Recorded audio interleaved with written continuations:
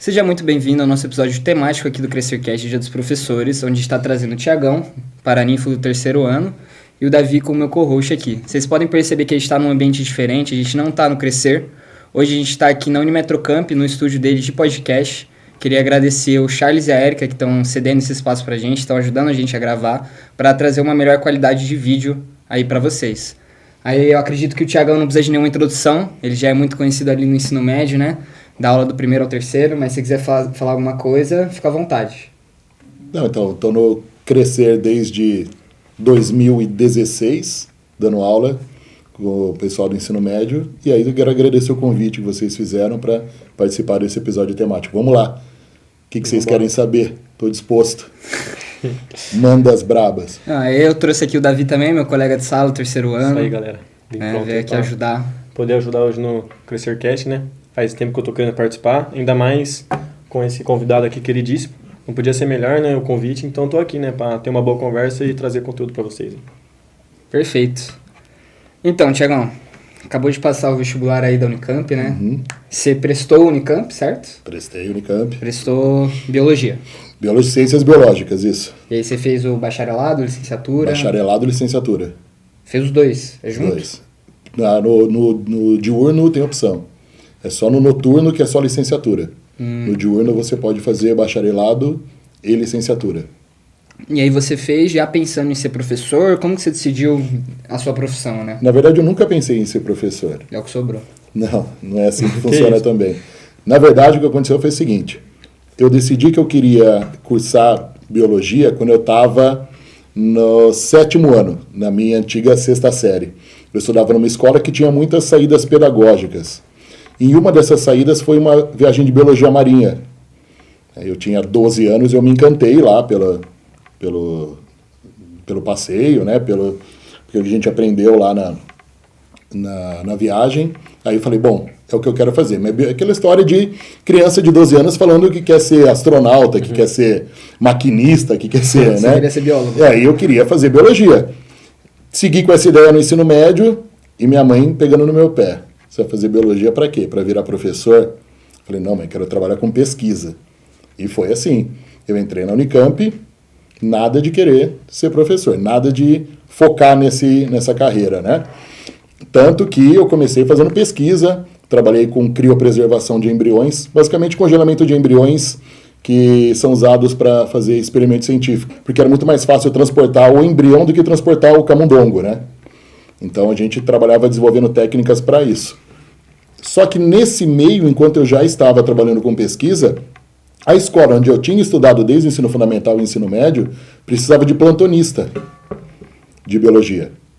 Aí me convidaram, por eu ser ex-aluno, falei, ganhar uma graninha a mais, né? Dava para casar com os meus horários da faculdade, eu peguei. E aí foi, não vou falar que foi ladeira abaixo, foi ladeira acima. Aí chegou um momento que eu falei, não quero trabalhar com pesquisa, eu quero ser professor. Aí eu tive que ouvir o que da minha mãe, não te falei, né? Então eu tive que dar razão para ela. Não era o objetivo, mas acabou sendo o caminho de vida. Entendi. Mas aí, assim, a gente, não sei se é conhecido para todo mundo, né? Que você foi chefe, você foi para Itália, né? Ser cozinheiro. Chefe é um título que te dão, não é um título que você escolhe para você. Eu sempre tive como hobby cozinhar.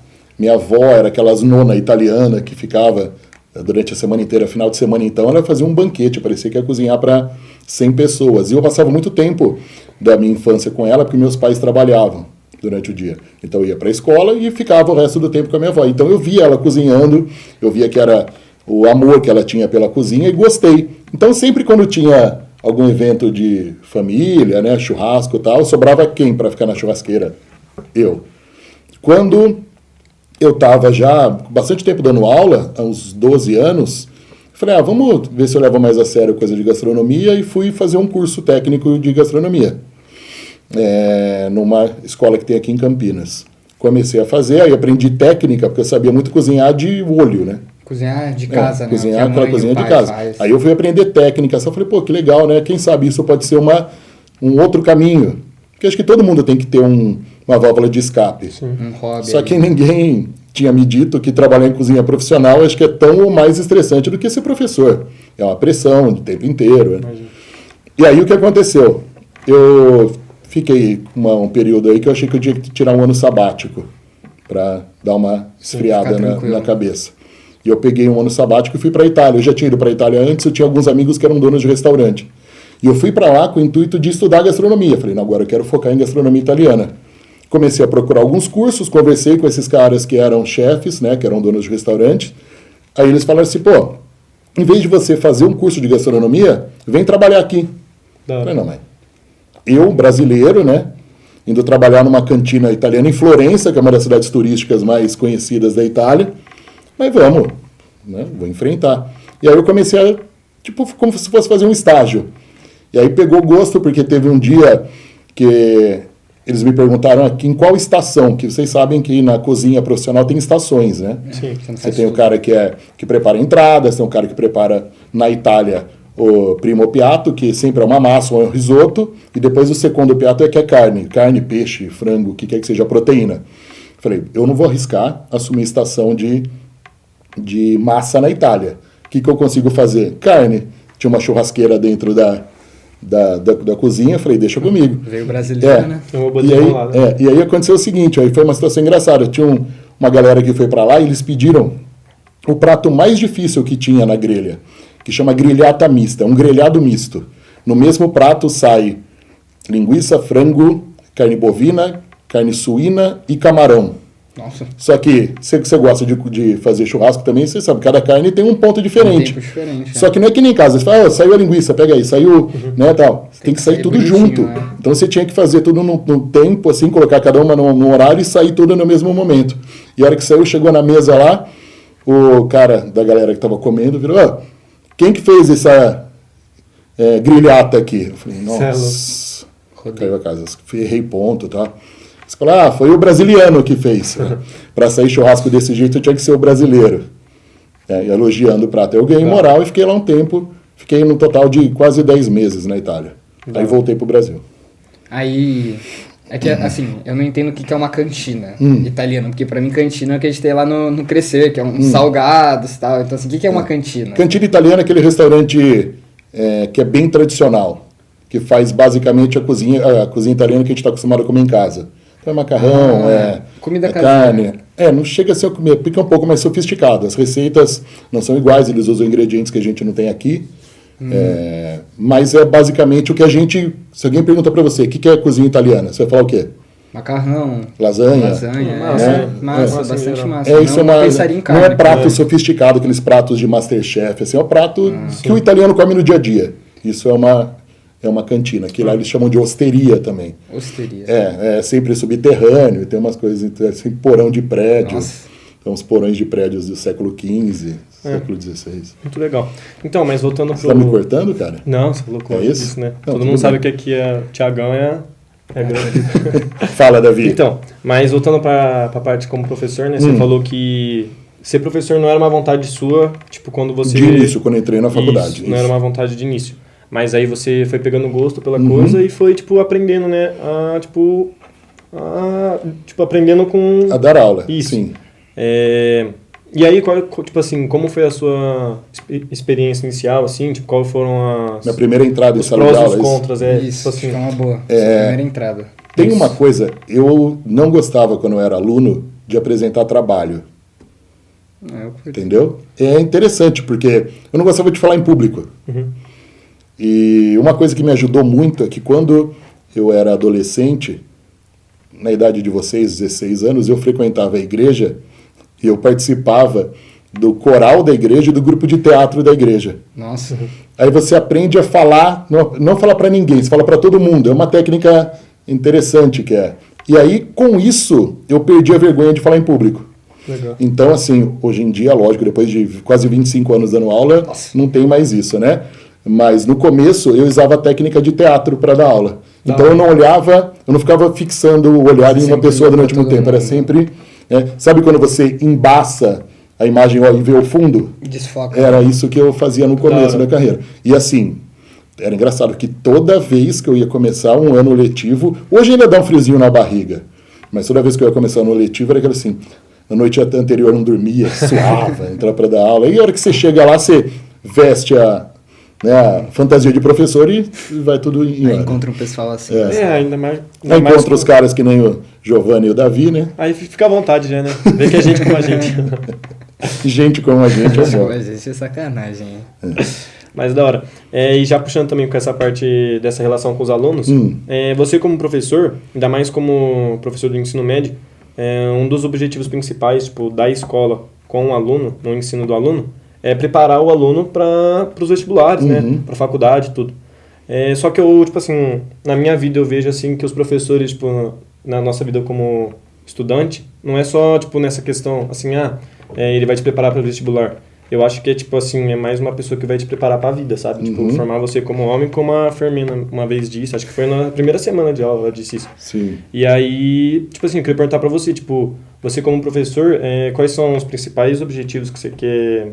você como professor, quais são os principais objetivos que você quer alcançar junto com os alunos, sabe? Tipo, como você quer ver seus alunos daqui a um tempo, assim? Então, como eu já disse, eu dou aula há 24 anos. Esse é o meu 24º ano de sala de aula. Quando eu comecei, eu dava aula numa outra escola muito grande em Campinas, que não existe mais. E era uma escola que era completamente voltada para vestibular.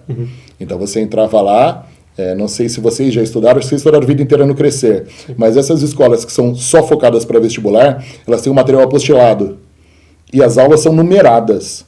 Então você entra num dia na sala de aula, então essa semana é aula 1 e 2 você tem que dar. Caramba. Na semana seguinte, aula 3 e 4, e essa pegada. Então você tem que cumprir o material, são geralmente 50 e poucas aulas ao longo do ano, você tem que cumprir ele porque o foco é você terminar a matéria inteira antes do vestibular. Então nesse caso, você não tem muito tempo de ficar conversandinho. Né? E não era intuito da escola, a escola era mais produção em massa de vestibulando mesmo.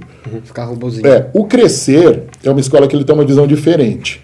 Ele é uma escola que ele oferece oportunidade para quem é aluno que está querendo procurar vestibular, mas para a galera é uma formação mais humanista. Sim. Então ele também dá esse viés para a gente trabalhar. E o que acontece? Por não ter essa pressão de ficar cumprindo, né, material aula a aula, a gente tem que cumpriu a programação, mas não é aquela coisinha contadinha. Então tem tempo de você acabar. Quando eu comecei minha carreira, eu tinha o irmão mais velho dos alunos. Então eu tinha 21 anos quando eu comecei a dar aula. Eu tinha aluno de 17 anos. Então era 4 anos mais velho que vocês. É o Bruno. Então assim, a galera procurava porque queria conselho de irmão. E vê que você dá abertura, aí você vai ajudando o pessoal. Agora é o conselho de pai, né? Eu com 44 anos, mas do mesmo jeito, porque assim, eu sinto que coisas que o pessoal, que os adolescentes não têm coragem de perguntar para os pais, eles perguntam para a gente. Porque eles sabem que a gente tem mais ou menos a mesma vivência, em termos de idade, né, de vida, do que os pais, então eles sabem o que buscar. E aí eles vêm e perguntam para nós coisas e pedem orientações sobre tudo, sobre relacionamento, né, sobre vida com os colegas, vida social e também, lógico, para a faculdade, né, para vestibular. Já viu muita coisa bizarra? Já escutou uns negócios assim? Que assim, a gente pergunta os bagulho... Defina bizarro para mim, Giovanni. Giovanni é bizarro, muito. Mais do que você já viu na nossa sala. O pessoal vai ficar sem entender o que é, mas tudo bem. Não, na verdade, no começo as perguntas te deixam um pouco, dependendo do jeito que elas são feitas, assim, sem resposta. Mas agora, chega num nível que quando o aluno te olha e fala, Tiagão, queria perguntar uma coisa. Dependendo do assunto que você está trabalhando, você sabe qual é a pergunta. Lá vem a então, poucas coisas me chocam hoje em dia em sala de aula. Eu queria falar isso, que ainda mais você como professor de biologia, né, que acaba tratando alguns assuntos mais... Mas geralmente são as perguntas voltadas para relacionamento. Entendeu? Relacionamento de família são as mais delicadas, ou relacionamento amoroso, que é algo que floresce bastante na idade de vocês, por hormônios e coisas afins, né? É o que mais acaba aparecendo. E aí a gente tem que ter o jogo de cintura, porque nós temos a idade dos pais, mas nós não somos os pais. Então eu posso te falar, pensa nisso, pensa no seu contexto familiar, pensa no que seus pais vão achar. Então, assim, vocês já são grandinhos, vocês conseguem ter uma ideia. Então a gente fala, faz isso. Não. Fala, reflete. Acho que é mais um trabalho de um psicólogo, né? É, mais psicólogo do que um pai. Mais psicólogo do que um pai. Mas, assim, é um psicólogo que vive todos os dias quase com vocês e que tem a idade dos pais. Então, isso acho que dá uma ajudada na orientação. Eu imaginei, porque assim, até nisso assim, você tem que ter um teor ali do que você vai falar, porque graças a Deus não aconteceu no Crescer, mas tem vezes que o professor passa da linha ali, acontece alguma coisa, fala alguma coisa que tipo, vai influenciar o aluno de tal maneira, que pode dar problema com os pais, né? Ah, mas eu acho que isso com a experiência você aprende. No começo de carreira, sim, você pode dar uma... É normal, né? Acho que para qualquer profissional, em qualquer área. Bobeada. Você pode dar uma bobeada e falar uma coisa que você não deveria ter falado. Mas passando o tempo, você vai se policiando. Entendi. Né? Você vai criando aquela casca e você sabe como lidar. Seguinte, quando eu fui prestar vestibular, minha mãe falou, e aí, você vai se inscrever no quê? Como eu sou um senhor de idade, na minha época não tinha Enem. Era junto, não era? Não tinha Enem. Os vestibulares para as federais eram uma prova para cada federal. O Enem, ele unificou os vestibulares. Então você faz uma e depois você vai direcionar para qual faculdade você quer. Não, lá você queria fazer Federal de Santa Catarina, você tinha que ir para Santa Catarina fazer prova. Caramba. O FPR, você tinha que ir para Curitiba fazer prova. E assim, para o FMG, tinha que ir para BH e assim sucessivamente. Então, assim, eu decidi que eu ia fazer faculdade aqui no estado de São Paulo. Então, eu me inscrevi para fazer Biologia na VUNESP em Rio Claro, Biologia na Ciências Biológicas, né, na FUVEST, na USP em São Paulo e na Unicamp. E minha mãe queria que eu prestasse PUC também. O que eu fui combinado? Eu falei, mãe, por causa de bolsa, ela era funcionária do colégio, eu sempre tive condição de estudar em escola boa. Então, pela infraestrutura que vocês me deram, pela base familiar, eu me sinto obrigado a fazer uma faculdade pública, para que vocês não paguem faculdade para mim. Sim. Entendeu? E aí eu não quis inscrever para PUC. Minha mãe ficou pegando no meu pé, falou, vai fazer PUC? Eu falei, não quero fazer USP, Unicamp e Unesp. Ela falou, mas eu acho que você não está estudando o suficiente para passar nessas. Que toda mãe vai falar isso. Cara, você pode virar a noite estudando. Toda. A mãe vai falar, acho que não está estudando o suficiente. Eu falei, tá bom, mãe. Deixa eu fazer do meu jeito. Esse ano, no 3º ano. Se por um acaso eu não passar, no ano que vem a senhora determina como vai ser o meu regime de estudo. Tá? Vamos fazer? Ela, tá bom, topou. Um ano de cursinho, para quem quer fazer uma faculdade pública, não é nada de absurdo, né? Não é absurdo, dependendo do curso. Biologia já era, na minha época, uma das mais concorridas e é uma das mais concorridas até agora. Né? E aí eu fiz o seguinte, né? A hora que minha mãe topou a aposta, eu falei, nossa, se eu não passar de primeiro, eu tô ferrado, porque ano que vem eu não vou ter vida social. Minha mãe, como eu falei que ela ia poder delimitar o meu regime de estudos, eu não ia ter... Não vai ser nada gente boa também. E aí saiu a primeira... E aquela época não tinha resultado saindo pela internet. O que tinha acontecido é o seguinte, os cursinhos, né, as grandes escolas, elas iam pro lugar onde a prova era feita. Então, da FUVEST, a galera ia para a USP e pegava uns formulários assim, ó, que preenchiam a parede de todos os aprovados. Caramba. E chegava na escola e pregava na parede da escola, tinha que ficar procurando o seu nomezinho. Caramba. E aí o primeiro vestibular que saiu foi o vestibular da FUVEST. E eu passei na FUVEST. Então quando saiu a FUVEST, eu falei, nossa. E era 2 fases? Duas fases ou uma? Era igual, 2 fases. Só que a FUVEST era diferente, eram 2 dias de prova. Eram 80 questões por dia. E depois a prova da segunda fase era a prova específica. Você só fazia as provas da área que você queria, né? Biologia, fazia biologia e química, né? E português, que todo mundo fazia, era mais ou menos assim. Uhum. E aí, quando saiu a questão a lista da Unicamp, que foi a próxima, eu estava na lista de espera. Eu fiquei em sexto ou sétimo na lista de espera, mas sempre chama. Né? Aí eu fiquei lá na expectativa e saiu a VUNESP, aí a VUNESP eu nem fui. E eu queria ter feito USP, na verdade. Mas aí por problemas de família, minha família estava com uma questão financeira tal na época, eu morar em São Paulo, meus pais iam ter que gastar uma grana, porque meu curso era integral. Então nem trabalhar não ia conseguir. Eu ia ficar morando em São Paulo, se o custo de vida em Campinas é caro, vocês imaginam São Paulo. E se você não morar perto da USP, cara, quanto tempo você demora para ir para a faculdade todos os dias, né? Eu ia ter que morar ali na região do Butantã, que é uma região cara. Então eu falei, tá, se eu não me chamarem na Unicamp, eu faço USP e aí eu arrumo um jeito de ajudar meus pais. E aí quando rodou a lista da Unicamp, a primeira chamada da lista de espera, eu estava dentro.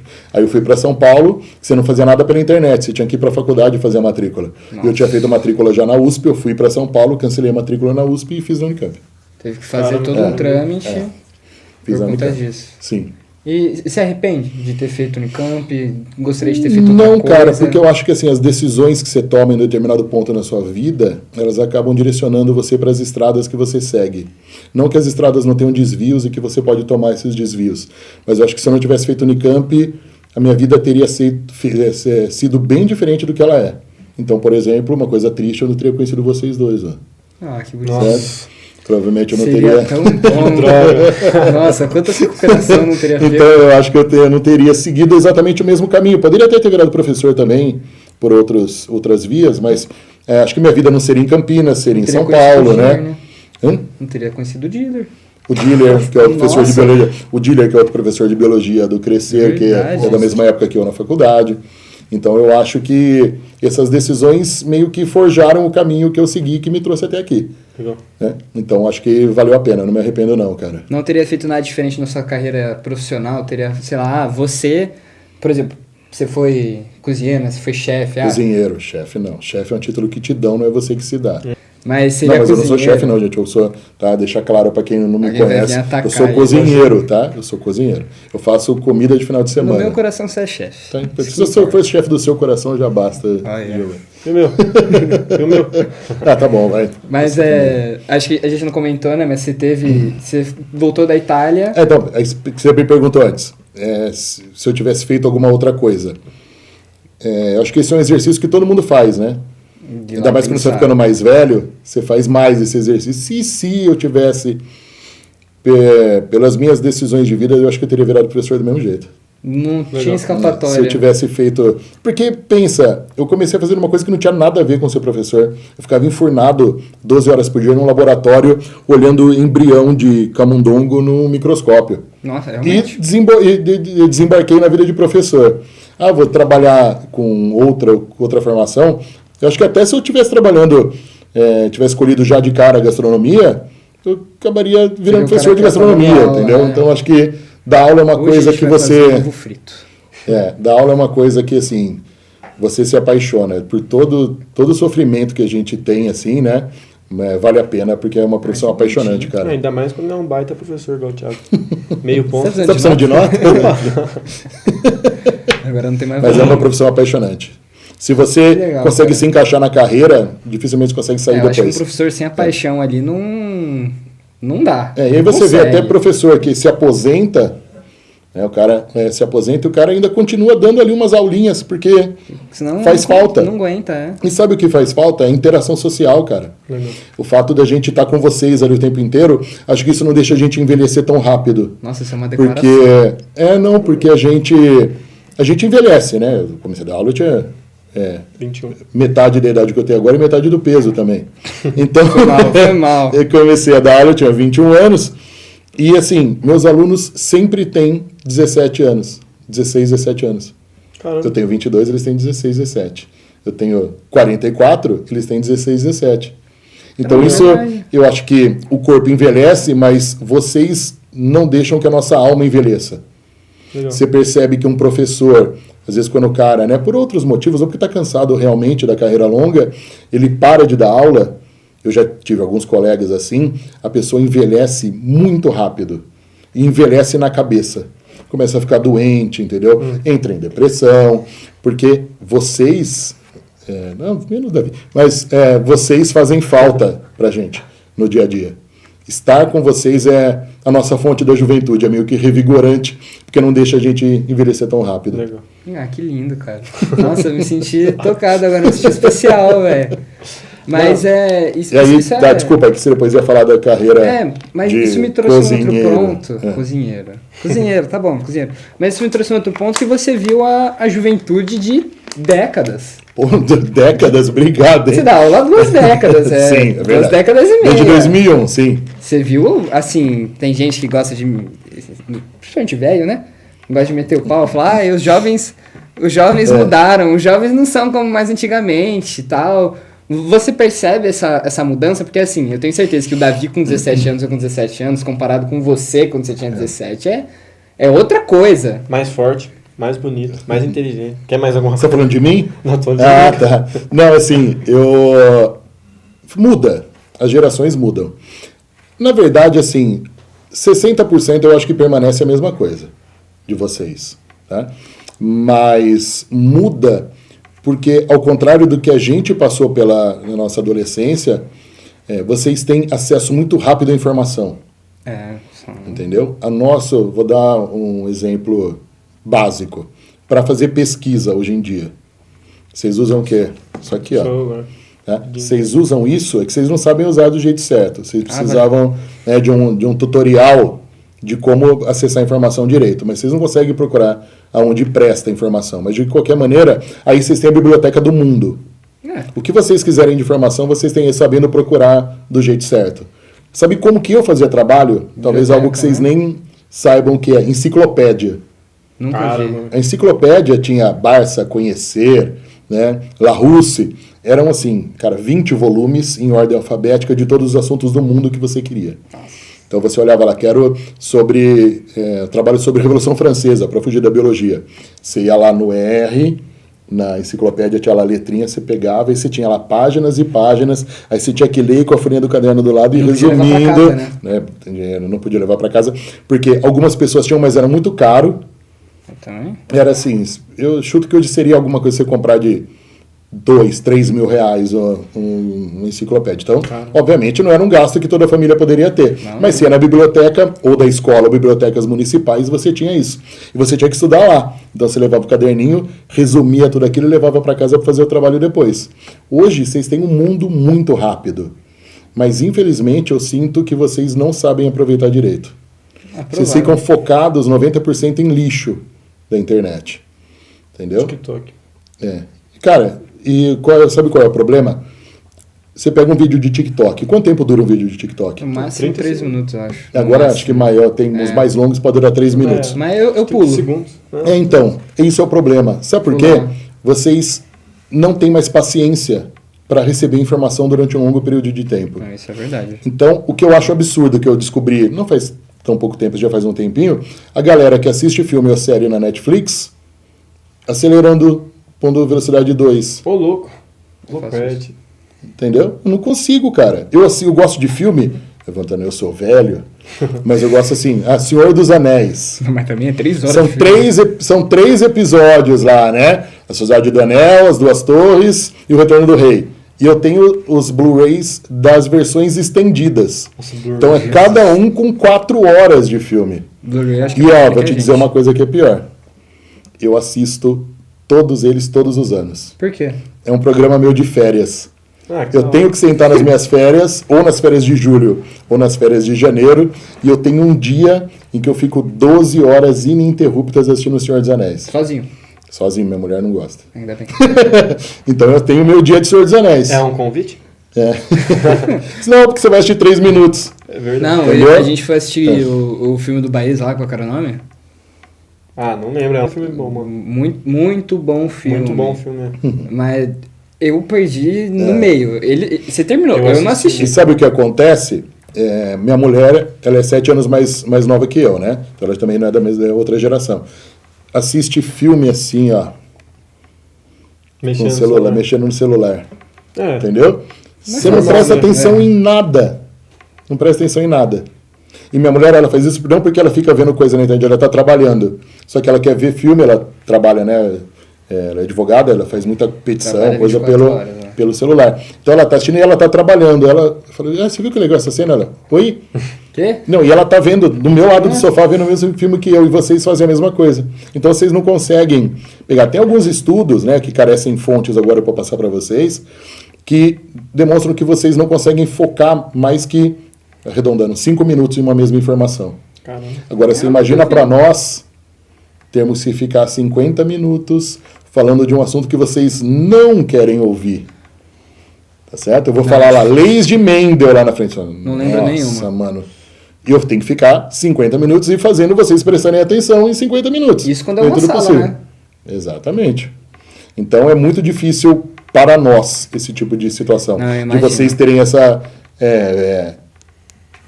atenção efêmera que dura aí alguns segundos apenas. Isso torna as coisas cansativas para os professores. Tem que reinventar a aula, né? Exatamente. É porque, assim, tem que ser honesto, né? Como aluno, eu presto atenção nas aulas? Todas? Não. Não presto, tipo assim. Tem aula também que... Tem aula, não é culpa do Não professor, é culpa da culpa aula, nossa. é culpa nossa. Mas tipo assim, tá com sono, ou não tá com vontade. E aí vai lá e aí o celular é mais atraente, tem que ser honesto. E pode mentir vocês, aqui. vocês ficam com o celular ligado do lado do travesseiro. O travesseiro? O meu celular. É forma de do lado do dizer, né? travesseiro. Mas Não, fica no seu criado mudo lá do lado da A última coisa que eu sua faço é mesa. mexer no celular. E a primeira que eu faço. Isso faz mal, entendeu? hein, mano? Faz Faz um mal. mal absurdo. Quem de vocês chega em casa e a hora que vai deitar, desliga o celular, né? Deixa do lado. E não fica deitado com a luz azul na cara. Deitado aqui, Não aí é possível. depois Então, eu Ver um vou TikTokzinho antes de colocar... dormir. Olha lá. Aí quando você vê um TikTokzinho, em vez de assistir um vídeo de 3 minutos, você viu 20 vídeos de 3 minutos. Você ficou 1 hora vendo TikTokzinho. Caramba. Vai. Entendeu? Tiagão É a é diferença. cultura, não é só professor. Cara, muito louco. Nossa, foi pra um caminho que eu não tava esperando, né? Mas, voltando, quando você volta da Itália, né? Sim. Você volta da Itália depois dos seus 10 meses, Uhum. você... Não sei a ordem, tá? Eu gostaria que você explicasse pra gente. Você veio até um pub, não foi? Tive um bar, tive um pub inglês. Isso. Logo em seguida. Na verdade, eu voltei no final de 2014, e aí eu tinha 2 amigos que sempre quiseram ter bar também. Me procuraram, a gente conversou, porque aí eles tinham estudado já mercado de bar, e eu tinha experiência de entender como funcionava a cozinha. Aí nos juntamos, nós 3, passamos 2015 reformando, tal, construindo o bar, e abrimos por volta aí de 2015 e 2016. E aí E você o bar, teve... a gente ficou com o bar durante aproximadamente 2 anos. Teve por E 2 aí, anos. porque um dos sócios, né? Porque eu voltei e eu voltei a dar aula quando eu voltei da Itália. Então eu tinha que administrar o bar e dar aula. Então você imagina, o bar ele fechava em alguns dias 1h da manhã. E no dia seguinte, 7 horas. 7 horas tem que estar dando aula. Olhando Então eu crescer. acabei tendo que ter essas 2 rotinas, a de empresário de vida noturna, porque é bar, né? Vida noturna. E professor. E eu dividi a administração do bar com um outro sócio, com um desses 2, porque um morava fora. Mas aí o outro que me ajudava. E esse outro que me ajudava, por questões profissionais, ele foi transferido para o Rio. Nossa. E acabou ficando só para que eu administrasse o bar, entendeu? Aí fica... Aí ficou muito puxado, a gente chegou, eu preciso de alguém para me ajudar, porque eu não dou conta, eu tenho outra carreira, né? Sou professor também. Meus aluninhos precisam de mim. E aí a gente decidiu vender o bar. Ah, vendeu. Não, Aí eu a achei gente que vendeu. tinha falido. Que bom que vendeu. Não, a Eu gente sempre vendeu. tive a impressão que faliu, desculpa. Não, a gente vendeu o bar, passamos ponto, né, para outro empresário. E hoje ainda Aí existe? depois esse outro cara também vendeu o bar ali no Cambuí, agora é uma hamburgueria. Não. Ah, De que uma legal. rede. Que bacana. Que a gente não pode falar para não fazer jabá, entendeu? Não, agora eu vou falar uma marca aqui. Não Porque pode falar. não, mas porque o Thiagão não quis comentar, mas nesse mesmo período você participou de um reality show, né? Quando eu era dono Você do bar, eu descobriu? participei. Eu cometi o erro de mostrar pro Pedro. Porque aí eu tinha o bar e a gente tinha uma parceria com uma empresa de bebidas e fiquei amigo dos donos da empresa e aí eles ficaram sabendo que eu era professor. Quando eles souberam que eu era professor, eles me chamaram para apresentar esse reality show. Não podemos falar do que era, porque o podcast Não é vem ao para... caso. Não, é mas para se de bebidas pesquisar no alcoólicas. YouTube tem. De bebida alcoólica. Eu não posso falar, né, marca nem nada. E aí ele falou, professor, você fala bem em público, né? Você não quer fazer um teste para ser o host do reality show? Eu falei, cara, eu falo melhor para pessoas do que para câmera, né? Mas vamos lá. Como era gravado, então também. Não, dá falou errou alguma coisa, dá para editar. filmar, E aí eu participei, eu apresentei o reality show Assisti dessa todos os empresa. episódios. Depois, não podemos fazer a divulgação, né? Mas aí, por baixo dos panos, se você quiser passar o Não, link me para quem procura quiser que eu conhecer. mostro. Tem o Thiagão bonitão, cara. Tem um bonitão, tá Produzido novo. com bar. Nossa. Que tá novo. Tá novo. Eu 7 tinha anos atrás, meu. 7 anos atrás. 7 anos atrás, mano, não é nada. E aí, apresentei esse reality show, mas foi minha única experiência Não, foi televisiva. super legal. Eu assisti, o Trevisão fez questão de me mostrar. Ele falou, não, olha o Thiagão, que eu não sei o que, ele Tem aqui. que fazer, né? Não tem o que fazer, cara. Mas muito legal que você é um cara que, tipo assim, tem... Às vezes a gente tem a impressão, isso não é verdade, na maioria dos casos, que o professor, ele vive na escola. O professor vive da escola, ele sempre está na escola. Vocês acham que a gente tá lá, sai da sala, 13, 1h20, a hora que acabou, a gente entra num sarcófago. É. E esse sarcófago reabrirá no dia seguinte, às 6h30 da manhã, pra gente voltar e dar aula. Vocês esquecem que a gente tem vida. É muito louco, porque assim... Projetos, vida. A sua é que a gente mais conhece, porque, enfim, a gente é muito próximo de você. A gente criou uma relação legal também. Vai ser o nosso paraninfo, vai ser o cara que vai discursar, vai estraçalhar a gente na formatura. Imagina, só quem tem se coisa boa formar, pra né? falar. Porque tem gente aqui que talvez não esteja lá, não sei, nunca se sabe. O que os caras estão falando?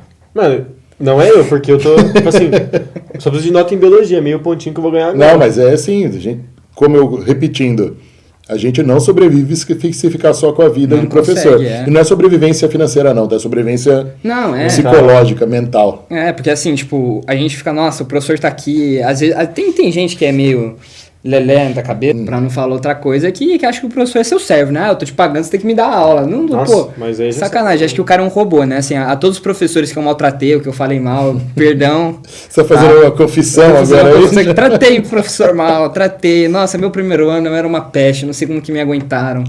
Meu Deus do céu, foi absurdo, mas... Você não foge da curva não, Giovanni, fica tranquilo. Ainda bem.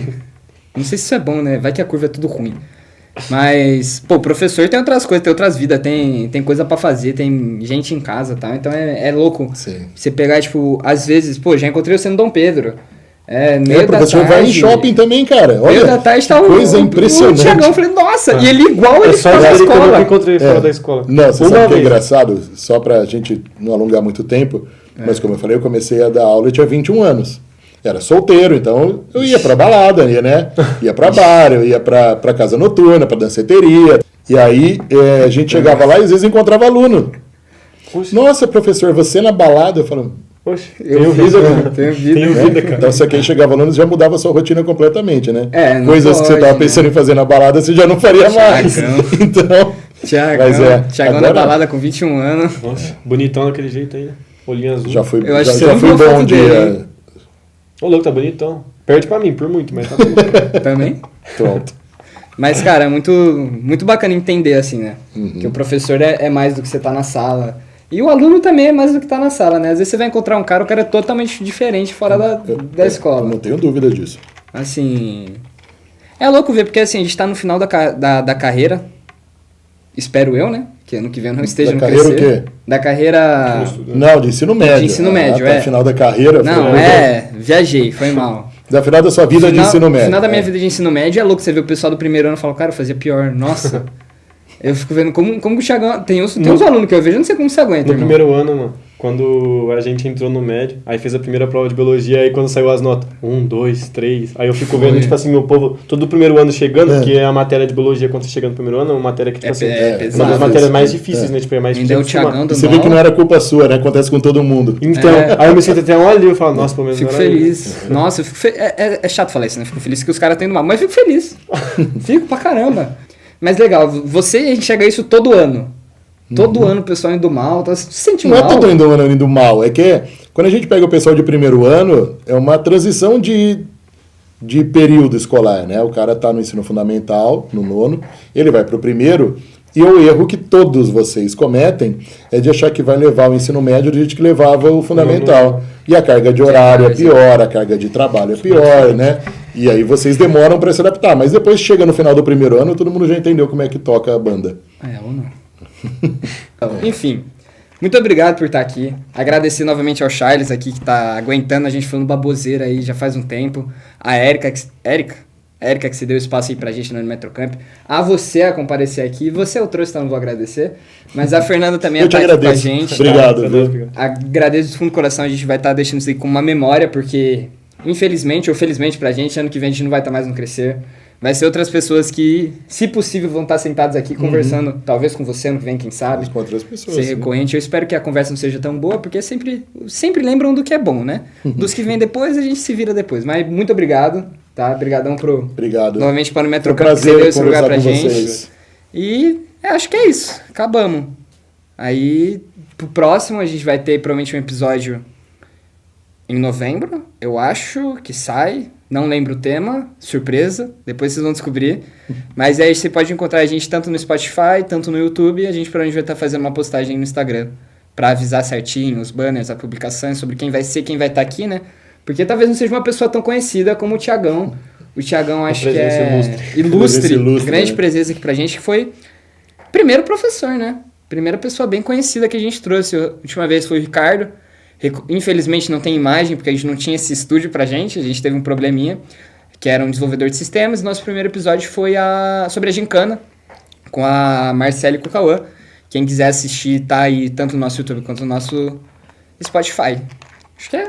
Terminamos? Quer falar alguma coisa? Eu quero agradecer a chance de poder falar um pouquinho sobre a vida de professor, sobre a minha vida para vocês e compartilhar esse espaço. Obrigado, meninos. Nossa, você fosse tão Vocês são bonitinho assim, sensacionais, eu gosto muito de vocês. Não, a gente adora o Thiagão. Quer falar alguma coisa, Davi? Eu queria agradecer também pelo convite de estar aqui no CrescerCast. Foi muito bom esse tempo que eu estava aqui com o Thiago, com o Giovanni, com o Charles, com a Fer também.